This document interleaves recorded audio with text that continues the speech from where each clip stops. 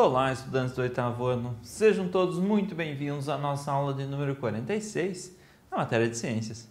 Sou o professor Celso e hoje nós vamos falar sobre as fases da Lua. A continuação da Lua, do assunto sobre a Lua que nós vimos na nossa aula passada, esse sobre as fases da Lua. Nessa aula nós falaremos sobre as fases da Lua, obviamente. Vamos falar também como observamos a Lua da Terra. E vamos falar sobre o movimento da Lua ao redor da Terra e a sua influência nas atividades cotidianas. Qual a influência das fases da Lua, do movimento da Lua, nas nossas atividades, no nosso dia a dia? Vocês já devem ter ouvido os avós de vocês falar: tem que cortar o cabelo em tal fase da Lua, ou a Lua não é boa para você podar as plantas, enfim. Então, as fases da Lua influenciam e muito nas nossas atividades cotidianas, tá certo?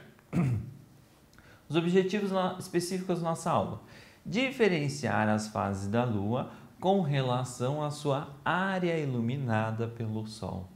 Então, nós vamos relacionar a parte da Lua iluminada pelo Sol com as fases da Lua que nós observamos da Terra, certo? E nós vamos conhecer a importância da Lua para a construção dos calendários. Ela foi muito importante para a construção dos calendários.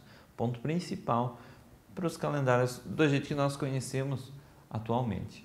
Legal. Antes de começarmos, preciso que vocês tenham em mãos o caderno e o penal de vocês. Façam anotações, conceitos, curiosidades, definições que nós veremos na nossa aula de hoje. Vocês vão utilizar essas suas anotações futuramente.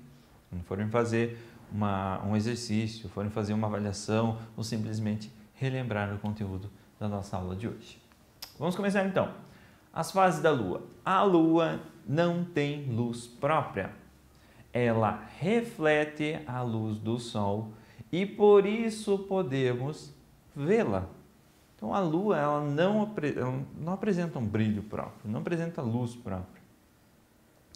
Ela precisaria estar em constante combustão e ser formada de gases como hidrogênio e hélio, principalmente, para poder emitir luz. Como é o Sol? Não combustão, mas fusão dos núcleos desses átomos, como ocorre no Sol. Aí sim iria emitir luz. Mas não é isso que acontece na Lua. Ela não emite luz, ela não tem luz própria, ela apenas reflete a luz do Sol que colide nela, que bate na superfície lunar. E é por isso que nós podemos ver. Se não tem raios de Sol batendo, colidindo na superfície da Lua, ela não vai refletir nenhum raio de Sol. Então, nós não vamos conseguir identificar a presença da Lua no céu. Conforme a Lua percorre seu trajeto ao redor da Terra, a face voltada para a Terra pode ficar mais ou menos iluminada, dependendo da posição que nós temos Sol, Terra e Lua. Por essa razão, quando vista aqui da Terra, a Lua apresenta diversos aspectos ao longo do mês. Então, ao longo de um mês, nós observamos várias fases da Lua, vários aspectos da Lua.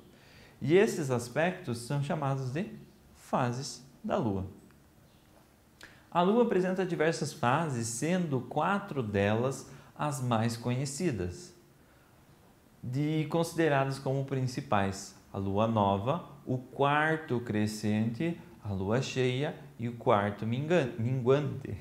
Lua Nova, Lua Crescente, Lua Cheia e Lua Minguante. Então, nós temos aqui crescente, a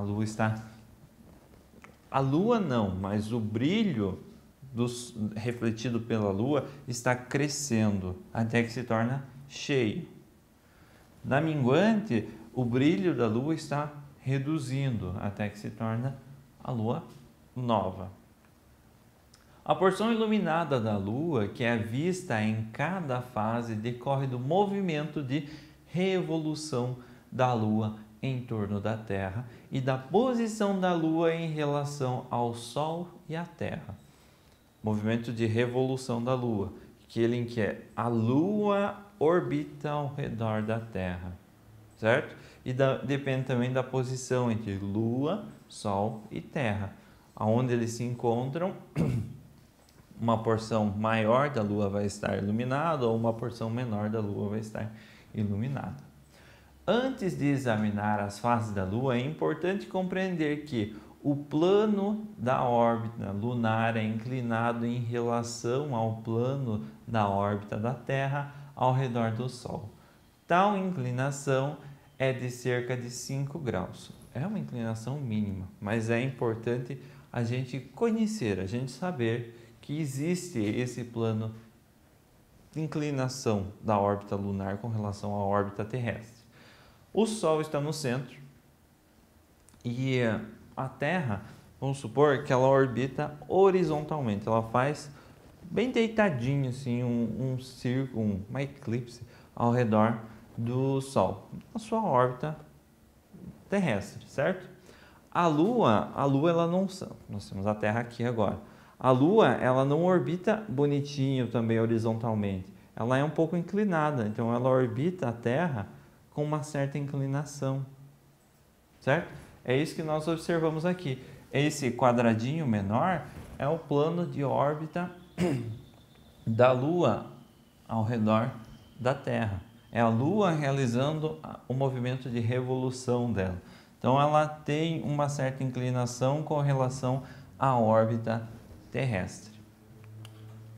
Na fase da Lua nova, não é possível a observação da Lua no céu, pois a Lua ocupa uma posição em que a sua metade iluminada pelo Sol fica oposta à Terra. A Lua está entre o Sol e a Terra, mas não necessariamente alinhada. Não necessariamente alinhada. Por quê? Porque não está no mesmo plano de órbita do que a Terra. Se tivesse no mesmo plano de órbita do que a Terra, todo mês, por exemplo, nós teríamos um eclipse, porque a Lua iria estar alinhada bem, a Lua, a Terra e o Sol iriam estar bem alinhados um com o outro, e aí nós teríamos um eclipse. Mas como a Lua tem essa inclinação, elas não ficam todo mês alinhadas, Lua, Terra e o Sol, certo?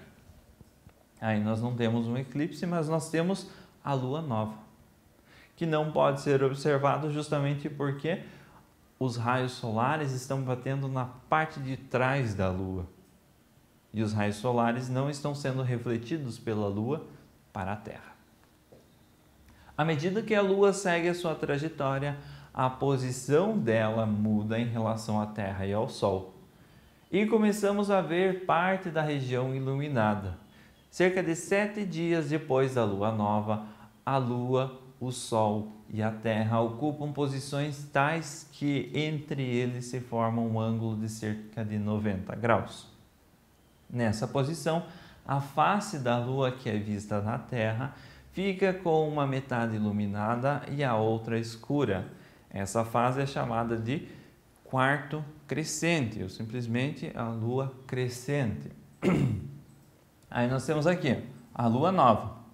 A Lua nova, o Sol está iluminando essa região da Lua, que a gente comentou já hoje, mas essa região que nós observamos da Terra não está sendo iluminada pelo Sol, certo?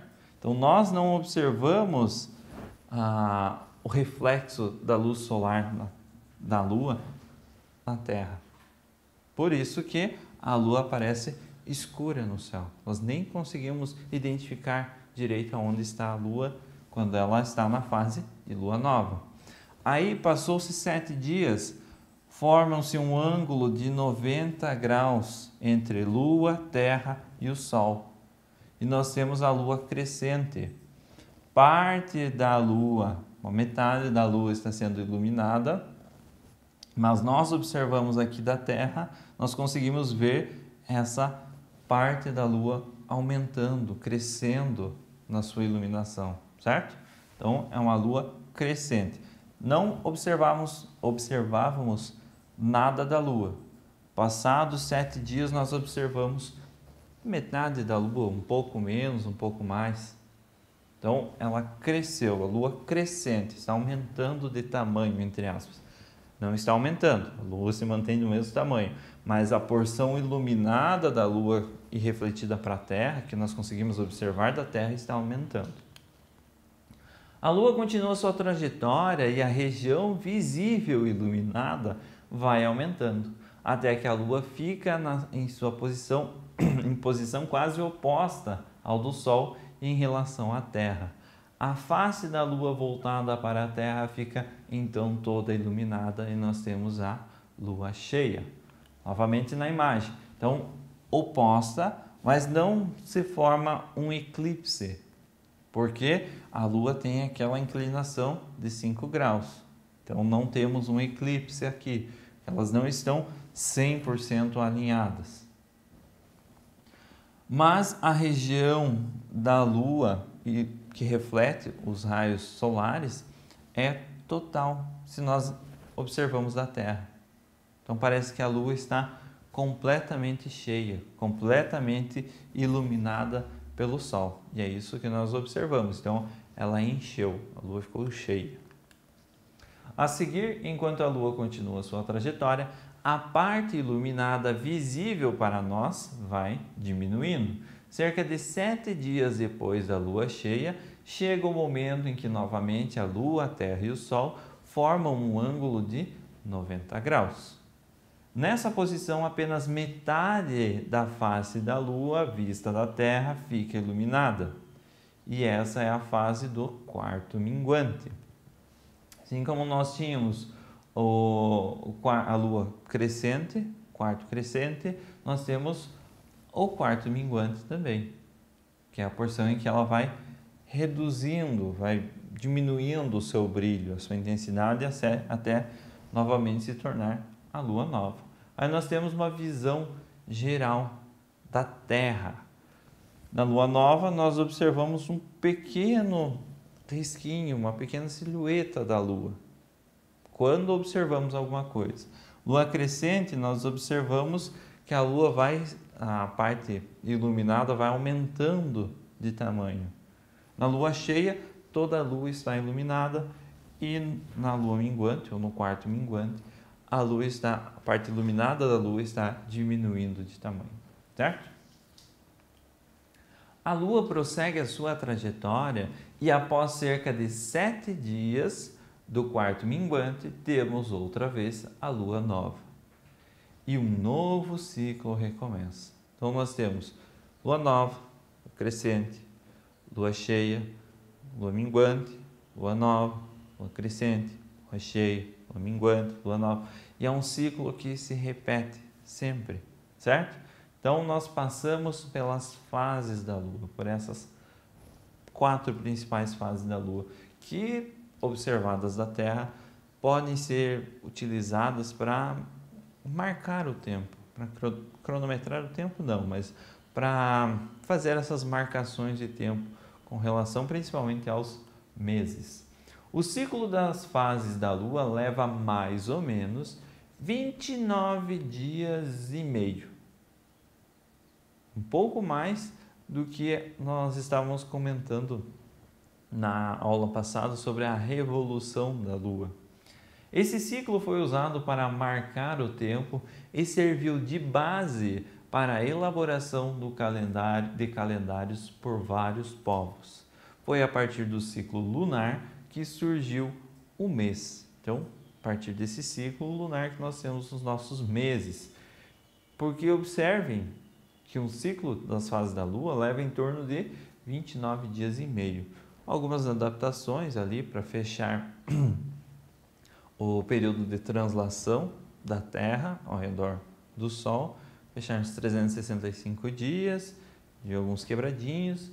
Então, foi adaptado os meses, os 12 meses, com relação tanto ao ciclo das fases da Lua, quanto aos dias do ano.